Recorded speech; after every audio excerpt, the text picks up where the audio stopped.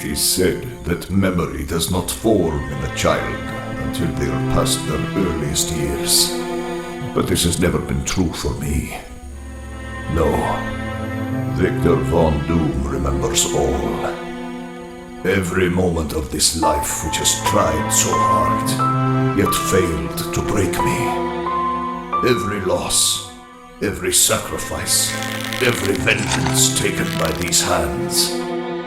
I could not forget them if I tried.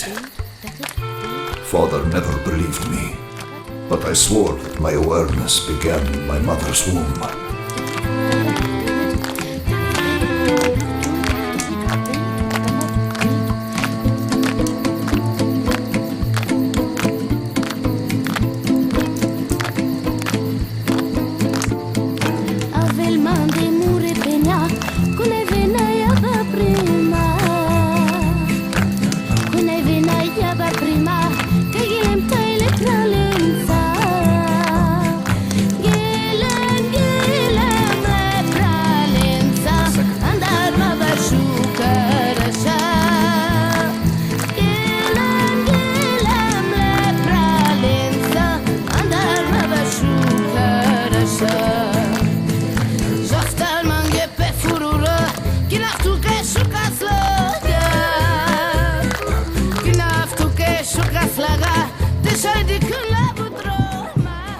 Perhaps it was the demons Mother was dallying with that made this possible.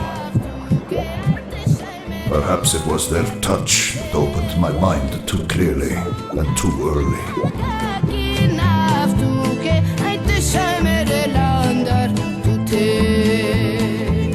But regardless, what Father couldn't believe my stories, Mother never doubted me for a moment. Of course, my lovely Victor. You're not like other boys. Mama knows that. Mother's loving arms. How I lived for her embrace, as all boys do. If only I could have known why her hands were always so cold.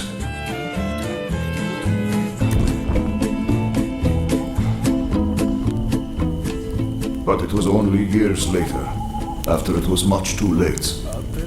Too late for her. Too late for Father. Too late for the entire world. That I would learn about her demons. A child of 3 cannot be expected to understand such things, of course. I only knew that my dear mother, who smiled at me with such love, also carried a dark shadow in her eyes, and that her hands were always cold as ice. Father knew, though, that she was delving into black arts, and he feared it with all his heart. Cynthia, you must stop this insanity. Think of your family. Think of your son. That's what I am thinking about, Werner. Look at us. Our people are constantly in tatters, barely one step ahead of the Baron's persecution. But if we had some power, Victor's life, it could be better than this. Cynthia, please. Not that kind of power.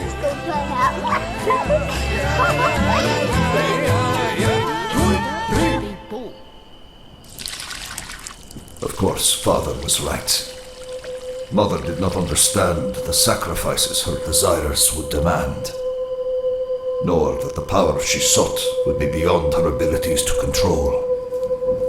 And so one night, her spells brought disaster to us all.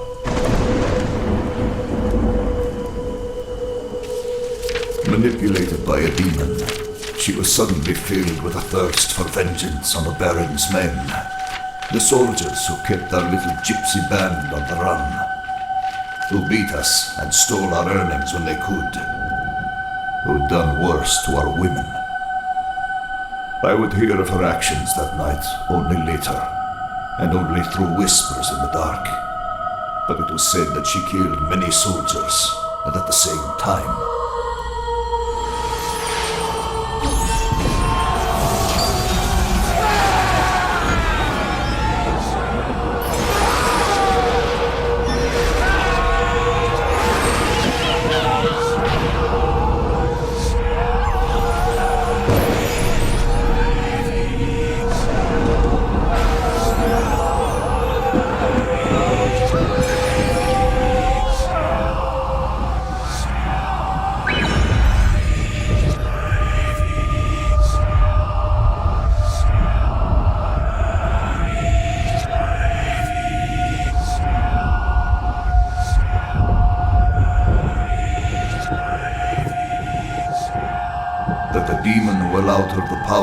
do so. Took the life of every child in the village as payment. No, what have I? This was not. The surviving villagers chased the gypsy witch into the forest, where she fell to a soldier's blade. Father only found her in time for a tearful goodbye, and to hear the final whispered words he would never share with me. I would only know silent grief from him for years after. His mother's final words. Boris was Werner's best friend, and Boris told me the witch's final words were about young Victor. Begging, or rather, warning her husband to keep him away from her dark places. I suppose, considering what happened at her funeral, that she was a fair judge of what the boy would turn out to be. We buried Mother in an unmarked grave on a hill in the hours just after dawn. The camp was on the move, trying to get everyone packed up and on the road before the Baron's men found out what had happened in the nearby village. No one spoke, but their faces said more than enough. They were scared for their lives. And they looked at my father, their leader, their friend, their healer, the man who'd just lost the love of his life.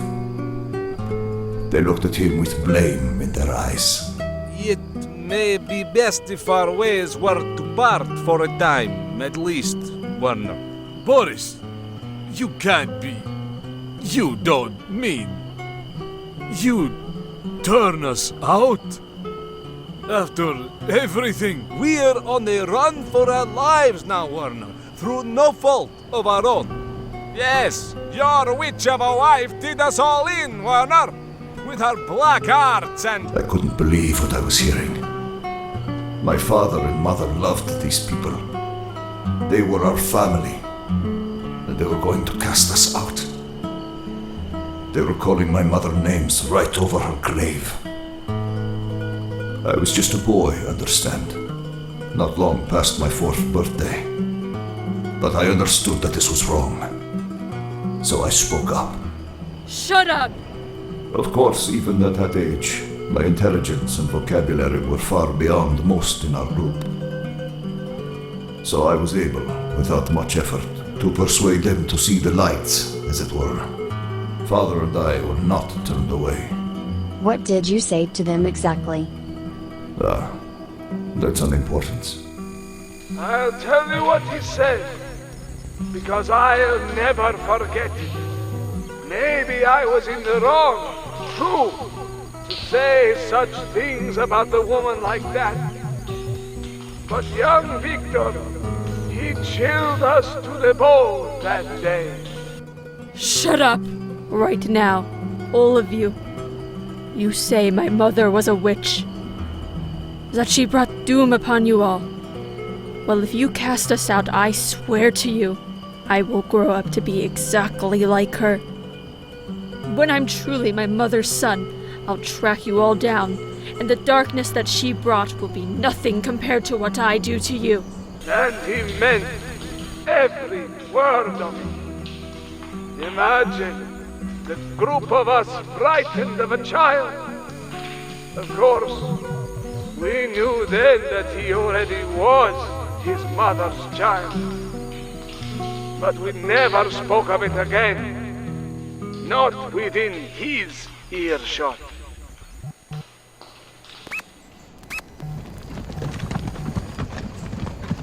For the few years after that, we just traveled, always on the move. Father with his quiet grief, and me simply watching him. We rarely spoke of Mother, and when we did, we never spoke of her magics or what she'd done. I suppose his hope was that as I grew older, I'd forget everything but her loving smile, that I'd lose myself in the happiness of childhood and our travels. As I said, Father always underestimated my memory. But though I never forgot, I did stop dwelling on her loss, as did he eventually. And as the years passed, our gypsy life did become a happy one. Of course, most of the other children kept their distance from me after Mother's death. Most, but not all. There you know.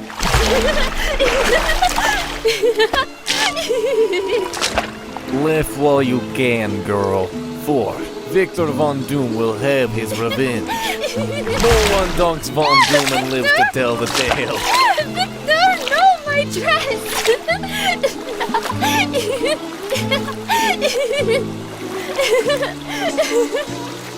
Valeria was the only friend I needed. The only one who really knew how to make me smile. Look at us. We're going to be in so much trouble, Victor.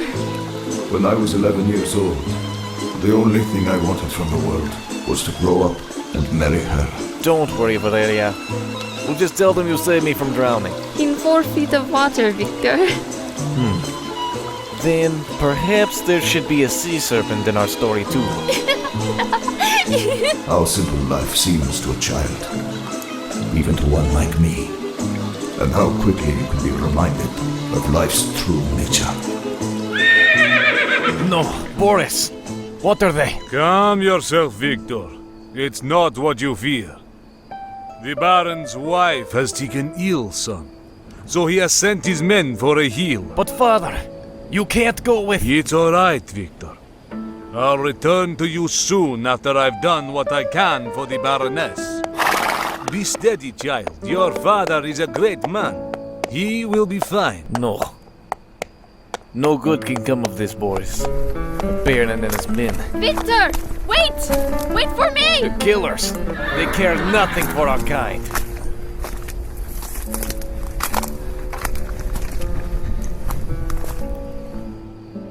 And of course I was right. By nightfall the next day, Father had returned, with disaster at his heels. Don't ask questions, Victor. Just come with me now. But father... I couldn't save her, Victor. Her body was already riddled with cancer. But the Baron... he means to blame me for her death. I stole away this morning and rode all day. The Baron's men can't be far behind. We must ride for our lives. But where would we go? Our tribe was camped at the foot of the Latvian Alps, so the mountains were our only path, and those passes were treacherous, even in fair weather. But this was the end of autumn, so what was treacherous would become deadly the higher we climbed. Our horse fled on the second day. Perhaps feeling the rain turn to ice scared her off. Or perhaps she simply had enough sense to know we were damned. 4 days we hid, watching the Baron's men on the lower passes search for us. They, with their full stomachs and warm coats. We, freezing and starving. If it was a waiting game, they would surely win. We can't do this, father. We have to fight them. Where we could make a stand. There's a spot on the path where we could make a stand. Oh, my son. How like your mother you are. And you're freezing. Come, put on my coat. They'll give up soon. Father was right. They did give up. Just not soon enough.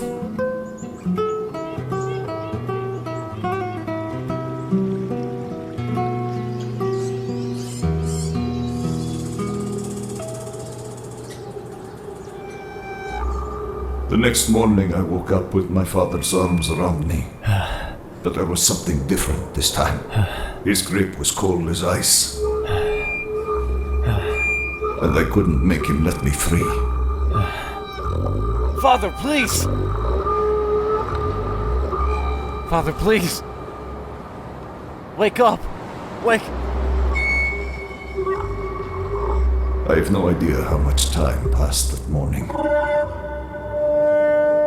Locked in Father's slow death grip. I stopped screaming and struggling at some point, resigned to my own death, which was surely not far from me. But Father's cold embrace brought my thoughts back to Mother's hands. At once, I understood. I knew that some cold is so cold it burns you to your core, and I knew my mother's true fate. She had died in the service of a demon, and it was with demons that her soul would reside, in eternal torment.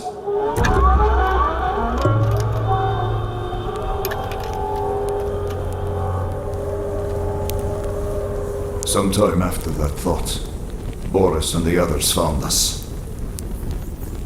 The next days are unclear. I remember that Father was not yet dead. I remember him whispering, halting last words. I remember the Baron's men taking his body away to present to their master. And I remember being angry, as I was when Mother had died. Except this time, my anger had become cold. Cold like Mother's hands. Cold like death. Cold like the world. Victor?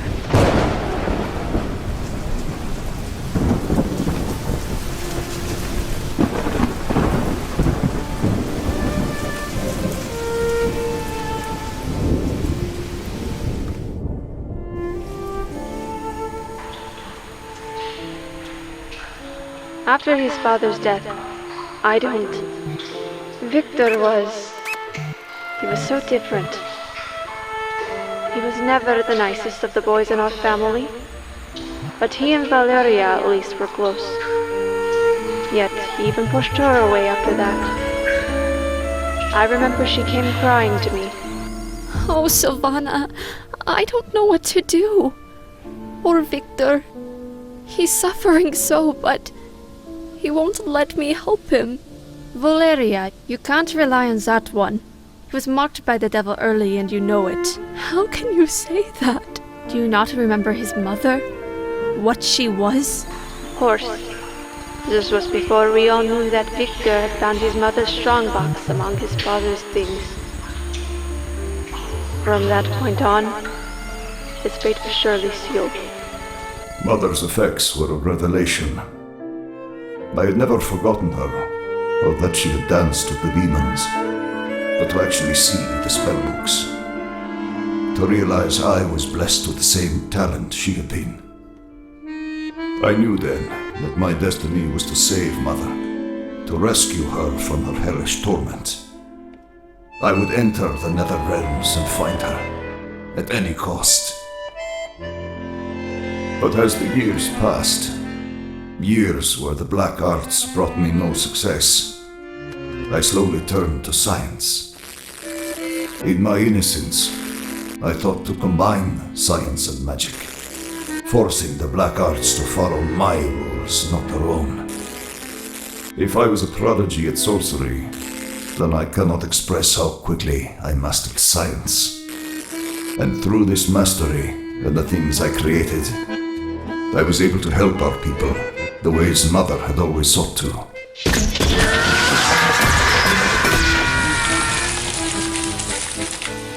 I was able to make the Baron's men run from us in fear. By the time I was 16 years old, I was the de facto leader of our clan. My intellect far outstripped those around me, so it was a natural progression. Only Valeria did I see as approaching an equal, because of our childhood love. Yet we had grown apart, and when she looked at me, I saw only sadness in her eyes. What more could she feel? I suppose she didn't understand my destiny. She didn't understand that everything I'd done, all the inventions and displays of power, they were only a digression along my true path. My ever-frustrating attempts to reach the nether realms, to find my mother. All the things I taught myself had been with that goal in mind. Vengeance on the Baron's men was simply an afterthought to years on the run from these same vicious men. For when I looked at these soldiers, I thought about Father's final embrace. about Mother's fatal mistakes. And what drove me to save Mother drove me also to punish the people who forced her to seek counsel from the damned in the first place. But this vengeance was almost like a game. Our people striking a blow against the oppressor and then running for the hills. But one night, that all changed. I had gone walking in the night breeze, walking off the frustration of yet another failed attempt to reach my mother. And in my black mood, I lost track of time and place until... You! Halt!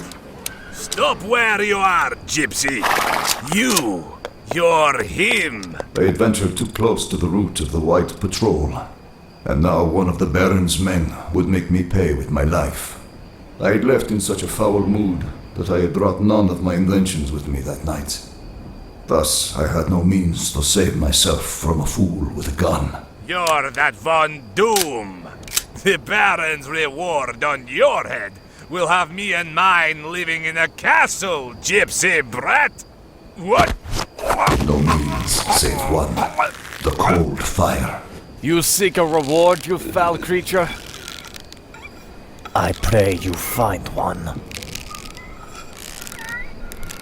It takes far longer to strangle a man than I'd imagined. I kept my hands locked around his throat for several minutes after he stopped struggling, just to be certain. And I looked into his eyes to see if there was any change from living to death. But I saw nothing. Inside, though, I felt the cold vanish as I looked down at this poor fool. My hands began to shake, and I suddenly felt the horror of what I'd done. Like a child, for one last time, I turned and ran, thinking this is what she must have felt that night. Thinking, Now I truly am my mother's son.